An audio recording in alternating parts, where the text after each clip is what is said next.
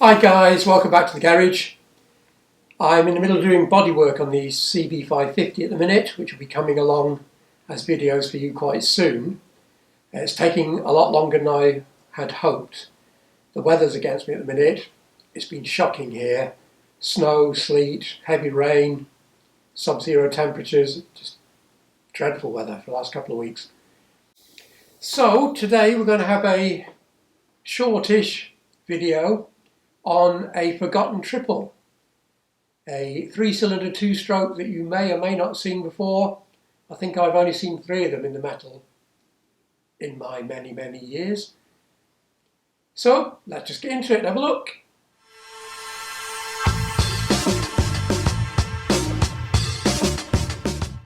And this is it. The 350 Motor Bacane, or as we will see, Motor Confort 350. It was introduced in 1972 in the Paris Motor Show, alongside the 350 Honda 4, which we didn't get here in the UK, and Kawasaki introduced their 900 Z1 at the same time. Now, Motor Bacane were a large manufacturer, but mainly of mopeds. They had had a history of post-war motorcycle production, but that had pretty much petered out in the 60s. So apart from a 125 2-stroke twin, which had been introduced a few years earlier, this was really the first step back in their attempt to get into larger motorcycles once again. The company produced 2 brochures, and although printing Motor Bacane and Motor Confort on the bottom of both, they were identical, apart from the photographs. So there was one showing a bike with the tank Motor Bacane and one showing one with the tank Motor Confort, which seems needlessly expensive and unnecessary. Borderline the sort of thing the British industry did towards the very end. Very odd, but there you go, that's what they did. The engine is fairly standard 2-stroke technology of the time, piston ported. The barrels are all separate, and there's a large air gap for the central cylinder to allow additional cooling. They made absolutely certain that wasn't going to overheat. And the cylinder heads on the outside are mirror images of each other, but the central one has different finning to help direct the air through the centre. It's quite an attractive little unit. I suppose looking more like Suzuki X7 in the barrels. Like all strokers, it's quite compact. The engine is pretty much square, designed for flexibility rather than high revving. The thing that really stands out about it, though, is the fact that the cylinder bores are chrome plated, which is, I thought, pretty unusual for this time. But I was unaware that as early as 1954, Motor Bacane had used chrome plating on one of their mopeds, the Mobilette AB37. Chrome plating obviously makes things last a lot longer. You'd just be changing the rings in theory. The bores shouldn't wear that quickly. However, if you have a problem, it's a lot more expensive to sort out. The gearbox is apparently a very compact design as well. I'm not entirely sure what sets it apart. I did see something in French, but sadly my French was nowhere near good enough to work out exactly what they're on about. But comments at the time remarked on how compact the gearbox was, although a drawback to that appears to have been that initial road tests by the press suggested it was slightly stiff and notchy, which may just have been because the bikes were new. They may have loosened up over time, as many bikes do, or it might have been inherent in the design. I don't know. Either way, the unit is very neatly made, simple. The castings are very simple, very plain, presumably to cut costs. There's no fancy designs cast in. It's but clean. I really think it's an attractive looking unit. From the gearbox, the drive to the rear wheel is by chain, and this again shows, I think, the direction they were taking with this motorcycle, because having a fully enclosed rear chain is very sensible. Obviously it lasts a long time, it gives rider protection, pillion protection, etc, etc, etc. But it's certainly not something you would expect to find on a sporty bike. And most people, I think, would look at a 2-stroke-3 triple as a sporty or sporty-ish bike. Even the GT380 was regarded as a sports tourer rather than a touring bike. So an enclosed chain is slightly unusual, as are the semi-shrouded rear shocks. Again, not a particularly sporty look. Now the side panel clearly displays electronic CDI ignition, which is also quite unusual for the time. Really quite advanced, I thought, until I also discovered that Mobilette had been using electronic ignition as early as 1965 on one of their mopeds, the AV98, which was so reliable and well manufactured and waterproof that apparently at a trade fair in 1965 they inserted the whole assembly into a glass of water, a container of water, and showed that it continued to work even when completely submerged. So again, the French engineers were well ahead of their time. The final thing while we are here on this side is the ignition switch was mounted in the side panel, presumably to keep it close to all the electronics. And also the sight glass was there for the 2-stroke reservoir, because it had a separate 2-stroke pump. Now, the pump was a fail-safe pump, so that if the cable broke, it automatically shifted to full capacity. So you'd know instantly, because everything would oil up and there'd be clouds of smoke everywhere, but a lot better than seizing up, which could happen with some of the other manufacturers' systems. The carburetors are by Gertner, who still make carbs today. They mainly made carbs for the mopeds, but they came up with these specially for this design. 24mm size, they're flexibly mounted on rubber stubs. And then a single cable operating a metal bar that ran across the 3 carbs, which lifted the slides. So similar in design to the British triples, the Rocket 3 and the Triumph Trident. The only unusual thing about them really is that there is no choke, and to get the bike started there's a small plunger pump, a bit like a tickler, but actually pumping fuel from the bottom of the carb into the inlets to enrich them in order to start the bike. And then of course once you're going you don't bother pumping anymore. The air intake is standard moulded plastic box with an air filter inside, so reasonably conventional. The rear end is dominated by 4 exhaust pipes. The outer 2 which are the upper ones, are full-size pipes, and then the middle cylinder splits into 2 underneath, and they're much smaller, narrower, but the volume is the same as either of the single upper pipes. So although there are 4 for a 3-cylinder bike, it is all balanced and does give a nice balanced view at the rear, which is quite attractive. The headlight, with its yellow lens, which is common at a time in France, is listed in the paperwork as 110 watt, which is phenomenally high for a bike of this period. So illumination certainly would have been the least of your problems. The front forks are Telesco, which is the same manufacturer as the rear shocks as well. Now, Telesco are made in Spain.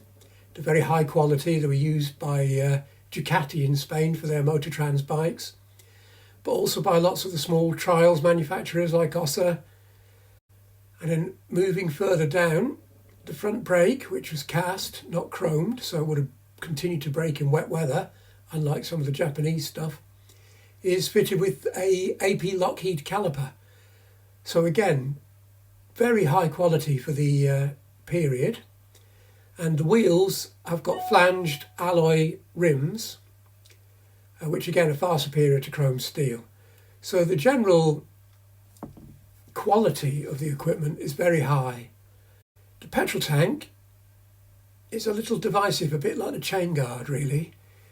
It is 20 litres capacity, which is perfectly acceptable, nothing wrong with that at all. But that also makes it look a bit bulky, a bit in the touring class again. So you must question whether it's wise to have this sort of styling on a two-stroke triple. But for people who actually use the bike, a very reasonable size. So the remaining parts are slightly less good quality. So like the handlebar switches we see here are really quite naff. They're typical of the Spanish, Italian snuff box type quality, suitable really only for a scooter in my opinion. And then the gauges are made by Veglia, so good quality, nothing wrong with that, but they just look a bit cheap, just a bit naff. The warning lights, although there are 4 of them, therefore supplying all the stuff you need, again look a bit tacky.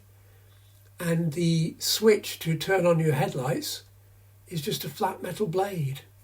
So nowhere near the quality of the Jap stuff. The handlebars are rubber mounted and are secured by P-mounts, a bit like the ones used by Triumph on the Triumph Bonneville T140, the oil and frame BSAs, stuff like that. And then there's a steering damper as well. The top yoke and bottom yoke are both alloy.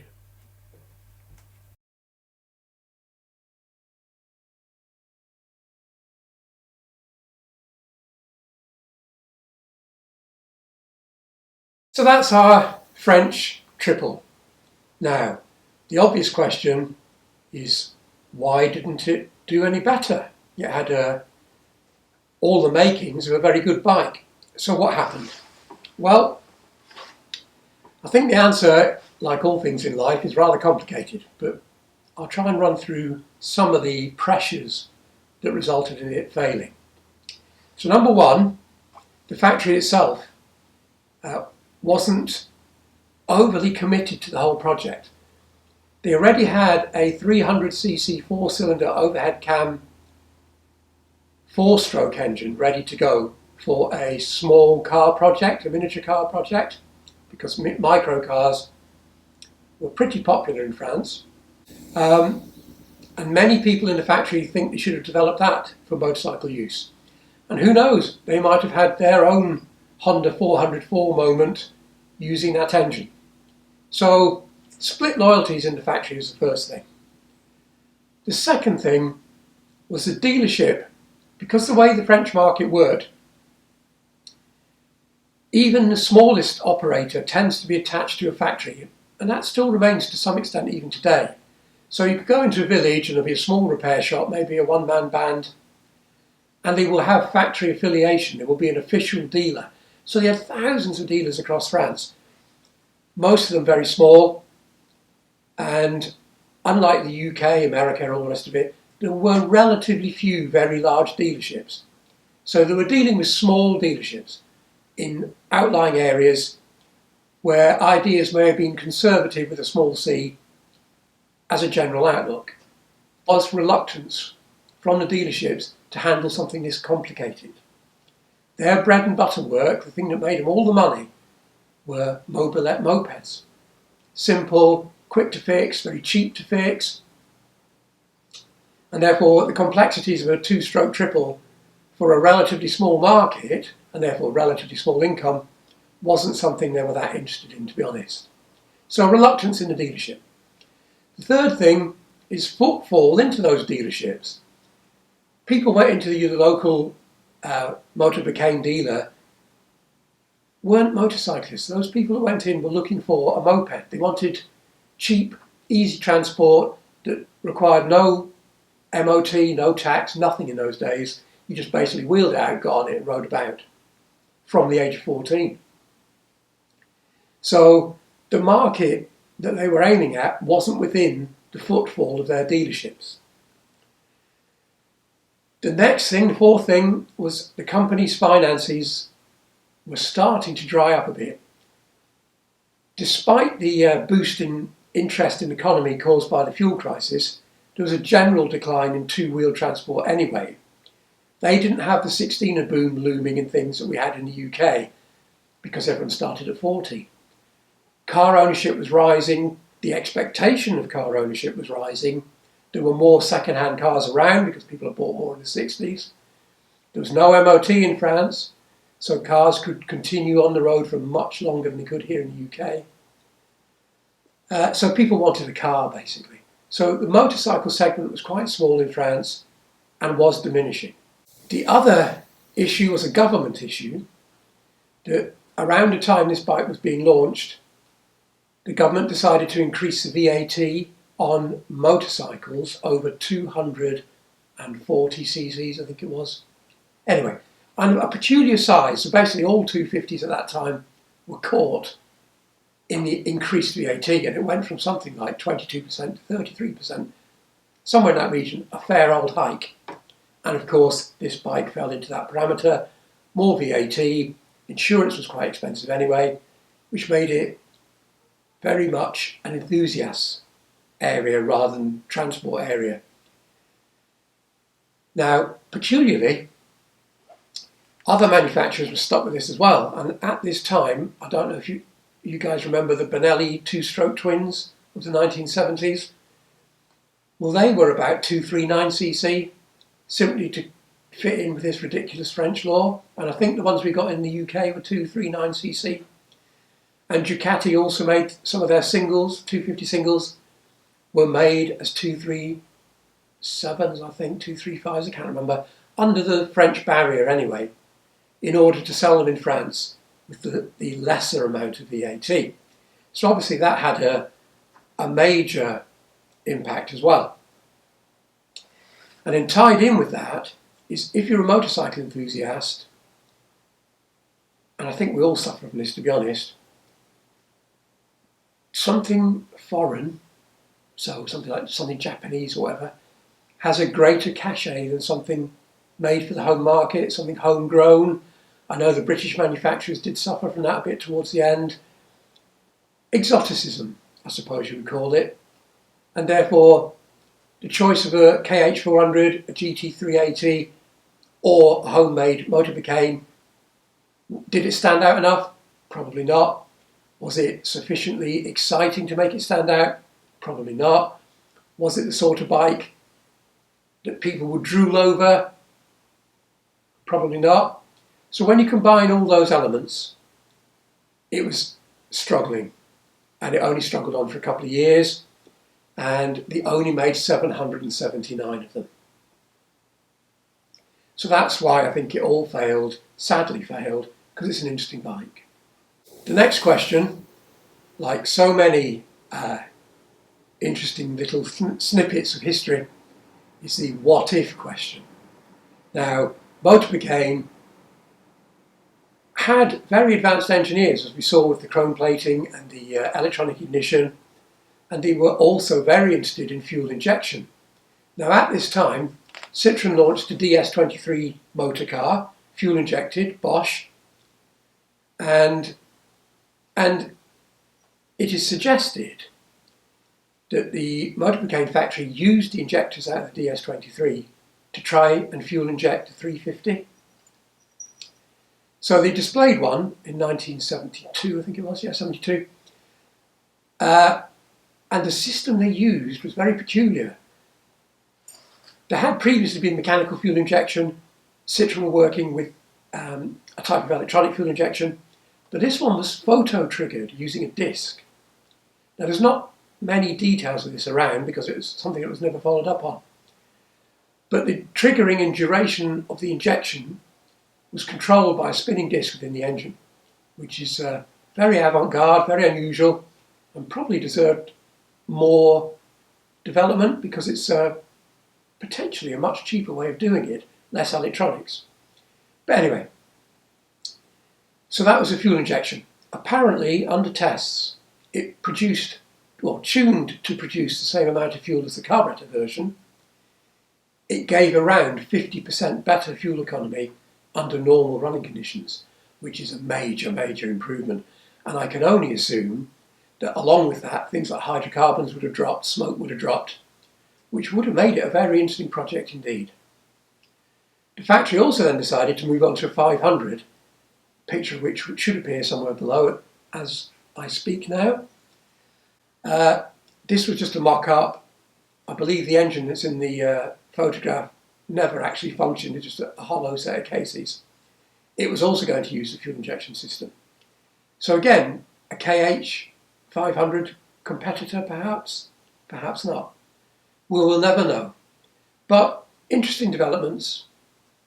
Sadly, it never came to be.